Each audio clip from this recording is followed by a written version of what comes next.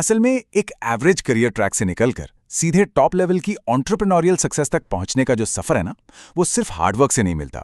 इसके लिए एक बहुत ही खास और सच कहूं तो थोड़ा इल्यूसिव साइकोलॉजिकल शिफ्ट चाहिए होता है।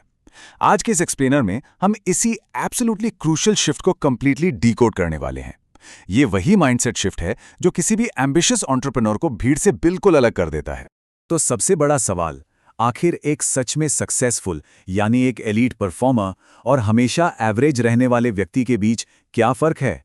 अगर ध्यान से समझा जाए तो हाई लेवल सक्सेस कोई विरासत में मिली चीज या किस्मत का खेल बिल्कुल नहीं है। ये एक डेलिबरेट चॉइस है, एक ऐसी चॉइस जहां हमें शॉर्ट टर्म इमोशनल आराम और लॉन्ग टर्म स्ट्रेटेजिक प्लानिंग के बीच चुनाव करना होता है। मतलब तुरंत मिलने वाली खुशी को छोड़कर आने वाले कल के लिए एक ठोस नींव बनाना। Okay, let's dive into this. आज के इस रोड मैप में हम 5 मेन एरियाज कवर करेंगे। पहला, द ट्रैप ऑफ मीडियोक्रिटी। दूसरा, क्यूरियोसिटी ओवर वैलिडेशन। तीसरा, एस्केपिंग द लिजर्ड ब्रेन। चौथा, द 4 पिलर्स ऑफ ट्रस्ट। और पांचवा, रिसोर्सफुलनेस विंस द गेम। बस यही हमारा पूरा ब्लूप्रिंट होने वाला है। Alright, point number 1, the trap of mediocrity. यह सबसे पहला और सबसे बड़ा हर्डल है। आज के इस मॉडर्न डिजिटल एज में लगभग हर प्रोफेशनल एक अजीब से चक्रव्यूह में फंस जाता है। एक ऐसी साइकिल जहां बस लगातार वैलिडेशन पाने की भूख होती है। और एक फैक्ट ये भी है कि यह साइकिल सच्ची ग्रोथ को पूरी तरह फ्रीज कर देती है। या एक बहुत ही ब्रिलियंट कोट याद आता है कि अलग दिखने की हर कोशिश आखिर में सिर्फ भीड़ का हिस्सा बनने की कोशिश बनकर रह जाती है। अगर इस बारे में सोचा जाए, जैसे सोशल मीडिया पर हर कोई यूनिक लगना चाहता है, राइट? बट प्रैक्टिकली सब एक ही नए ट्रेंड को फॉलो कर रहे होते हैं। ये वैलिडेशन पाने की डेस्पिरेशन दिमाग को एग्जॉस्ट कर देती है। एक एम्बिशियस प्रोफेशनल अपनी पूरी पर्सनालिटी सिर्फ इस डर के हिसाब से शेप कर लेता है कि ऑडियंस उन्हें कैसे जज करेगी। और ये कंपैरिजन उस डिफरेंस को परफेक्टली कैप्चर करता है। एक एवरेज यानी मीडियोकर फोकस पूरी तरह से ऑडियंस के जजमेंट, शॉर्ट टर्म रेलेवेंस और लाइक्स की गिनती पे टिका होता है। उसके ठीक ऑपोजिट एक elite focus internal drive, long term impact और जेन्युइन रिस्पेक्ट कमाने पर होता है। ये एक बहुत जरूरी डिस्टिंक्शन है। तालियों के लिए परफॉर्म करना और एक इंटरनल अटूट स्टैंडर्ड के लिए कुछ ठोस बिल्ड करना, ये दो बिल्कुल अलग बातें हैं। Number 2, curiosity over validation. यहां से वो एसेंशियल पिवट शुरू होता है। इलीट परफॉर्मर्स और आम लोगों के बीच एक बड़ा फर्क ये है कि हाई अचीवर्स अपने सबसे बड़े डर को बिल्कुल अलग दिशा में चैनलाइज करना जानते हैं। नॉर्मली जब फेलियर या इररिलेवेंस का डर होता है तो एक आम रिएक्शन क्या निकलता है? चुप हो जाना, एक सेफ जोन ढूंढना और कंफर्ट में भागना। लेकिन एक एलीट परफॉर्मर इस डर को, चाहे वो पॉवर्टी का हो या इररिलेवेंस का, उसे एक ऑब्सेसिव सेल्फ फ्यूलिंग क्यूरियोसिटी में बदल देता है। वो कंटिन्यूअसली सीखते हैं, डीपली सवाल पूछते हैं और दूसरों के जजमेंट के बावजूद कैलकुलेटेड रिस्क्स लेने से पीछे नहीं हटते। एग्जैक्टली, एक जेन्युइनली सक्सेसफुल एंटरप्रेन्योर को कभी किसी एक्सटर्नल मोटिवेशनल स्पीकर की जरूरत नहीं होती। Elite performers literally self fuelling होते हैं। उनका ड्राइव एक हद तक ऑब्सेसिव कंपल्सिव नेचर का होता है। वो बस लगातार अपने करंट स्टेटस को तोड़ते हैं ताकि हर दिन कुछ नया और बड़ा सीख सकें। उन्हें बाहर से किसी पुश की जरूरत ही नहीं पड़ती। अब आते हैं तीसरे पॉइंट पर, एस्केपिंग द लिजर्ड ब्रेन। ये डिसीजन मेकिंग का एक बायोलॉजिकल बैटलफील्ड है जो ये समझाता है कि आखिर लॉन्ग टर्म थिंकिंग करना इतना मुश्किल क्यों होता है।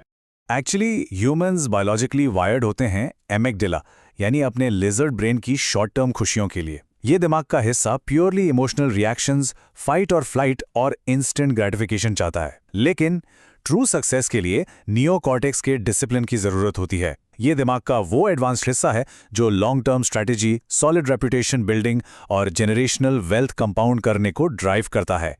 Now, what's really interesting about this slide is कि सोसाइटी आखिरकार शॉर्ट टर्म इमोशनल रिएक्शंस को सजा ही देती है, जबकि long term neocortex driven behaviours को हेवीली रिवॉर्ड करती है। लाइक्स और फेम की करेंसी बहुत फ्लीटिंग होती है, हवा के झोंके जैसी, लेकिन रिस्पेक्ट और ट्रस्ट का नतीजा सीधा जनरेशनल वेल्थ और एक ऐसी लॉन्ग टर्म रिलायबिलिटी में निकलता है जो हमेशा टिकती है। Moving on to section 4, the 4 pillars of trust. किसी भी एलीट एंटरप्रेन्योर के लिए ट्रस्ट बिल्ड करना अल्टीमेट डिफरेंशिएटर होता है। आज के टाइम में मार्केट में ट्रस्ट ही सबसे बड़ी करेंसी है, हैंड्स डाउन। ये एक बहुत ही आई ओपनिंग कोट है। All wealthy people are good secret keepers. एक मीडियोकर हैबिट क्या होती है? सिर्फ लोगों के बीच इंटरेस्टिंग दिखने के लिए गॉसिप करना और दूसरों के राज शेयर कर देना। लेकिन एलीट हैबिट इसके बिल्कुल ऑपोजिट है। वो हमेशा एसिमेट्रिक इनसाइट्स को जमा करते हैं और सीक्रेट्स को पूरी तरह सेफगार्ड करते हैं। एक अटूट ट्रस्ट यहीं से शुरू होता है। ट्रस्ट बेसिकली इन 4 पिलर्स पर बेस्ड है। इंटेग्रिटी यानी ईमानदारी, कंसिस्टेंसी यानी लगातार एक जैसा बेहतर आचरण, कॉम्पिटेंस यानी अपने काम में स्किल, और बेनेवलेंस यानी नॉन सेल्फ सेंटर्ड बिहेवियर, जहां नियत दूसरे का भला करने की हो।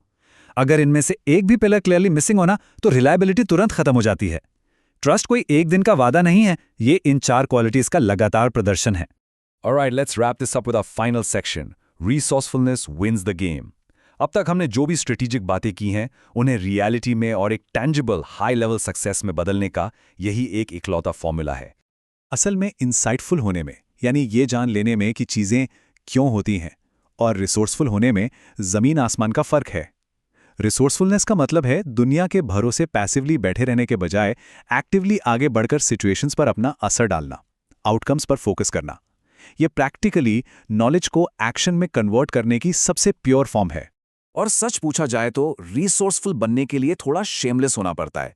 लिटरली रिजेक्शन का डर छोड़ना, डबल टेक्स्ट करने से ना डरना और ओपनली मदद मांगना बिना इस शर्म के कि कोई क्या सोचेगा। किसी भी एम्बिशियस प्रोफेशनल के लिए ये ईगो और शर्म का बोझ हटाना एब्सोल्युटली क्रूशियल है। जो इस डर को निकाल देता है वही गेम जीतता है। So the crucial point is, एक स्टैग्नेंट माइंडसेट से एलीट एंटरप्रेन्योरियल एग्जीक्यूशन का पूरा सफर इन्हीं 5 स्टेप्स पर टिका है। वैलिडेशन ट्रैप से बाहर निकलना, डर को रिलेंटलेस क्यूरियोसिटी में बदलना, अपने नियोकॉर्टेक्स को एम्पावर करना ताकि लॉन्ग टर्म डिसीजन ले सकें, ट्रस्ट के उन 4 पिलर्स को मास्टर करना, और एंड में लगातार बिना शर्म के रिसोर्सफुल बने रहना। तो इस एक्सप्लेनर को खत्म करते हुए एक आखिरी प्रोवोकेटिव थॉट।